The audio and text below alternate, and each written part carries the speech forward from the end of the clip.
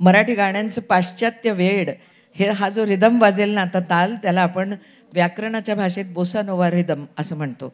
तर तो आहे सांगना सांगना या शब्दाबरोबर त्याच टोनमध्ये सॅक्सोफोन कसा वाजतो हे ऐकण्यासारखं आहे. अनिल अरुण यांची अप्रतिम चाल आणि अर्थात सम्राज्ञी आशाताई, येऊ कशी प्रिया.